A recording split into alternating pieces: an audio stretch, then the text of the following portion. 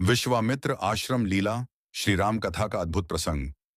यह प्रसंग श्री रामचरित मानस के बालकांड में वर्णित है। यह लीला बताती है कि भगवान श्री राम ने बचपन में ही धर्म की रक्षा, गुरु आज्ञा पालन और राक्षस वध द्वारा अपने दिव्य स्वरूप का परिचय दे दिया था।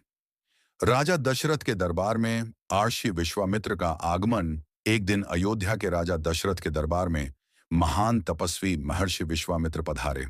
उनका तेज सूर्य समान था। सभी राजपुरुष और मंत्री उनका आदरपूर्वक स्वागत करते हैं।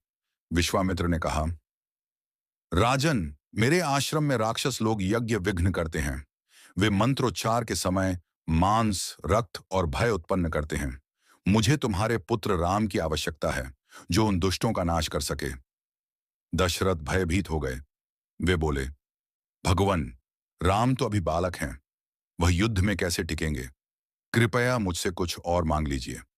राशि की दृढ़ता और वशिष्ठ का आदेश जब राजा हिचकिचाए, तब दरबार में उपस्थित महर्षि वशिष्ठ ने कहा, राजन, तुम निश्चिंत रहो। राम कोई साधारण बालक नहीं है, वे स्वयं ईश्वर का अवतार हैं। विश्वामित्र का साथ उन्हें धर्म पथ सिखाएगा। राजा दशरथ ने विनम्रता पूर्वक अपने पुत्र राम और लक्ष्मण को विश्वामित्र को सौंप दिया। आश्रम की ओर यात्रा। विश्वामित्र दोनों बालकों को लेकर अपने आश्रम की ओर चले। रास्ते में उन्होंने उन्हें कई दिव्य मंत्र, अस्त्र शस्त्र विद्या सिखाई, जैसे ब्रह्मास्त्र, वायवास्त्र, अग्न्यास्त्र इत्यादि। राम और लक्ष्मण ने विनम्रता और निष्ठा से सब कुछ सीखा। रास्ते में उन्होंने ताड़का नामक राक्षसी का वध किया। विश्वामित्र ने कहा, राम, यह राक्षसी धर्म का विनाश कर रही है, इसका अंत करो। राम ने धनुष उठाया और ताड़का का वध कर दिया। यह था श्री राम का पहला राक्षस वध। यज्ञ की रक्षा और सुबाहु मारीच वध। कुछ दिन बाद विश्वामित्र के आश्रम में यज्ञ आरंभ हुआ। जैसे ही यज्ञ शुरू हुआ, वैसे ही मारीच और सुबाहु नामक राक्षस वहां आ धमके। वे मांस और हड्डियां फेंककर यज्ञ को बिगाड़ना चाहते थे। तब श्री राम ने अपनी दिव्य शक्ति से सुबाहु को बाण से मार दिया और मारीच को सागर पार फेंक दिया। यज्ञ पूर्ण हुआ।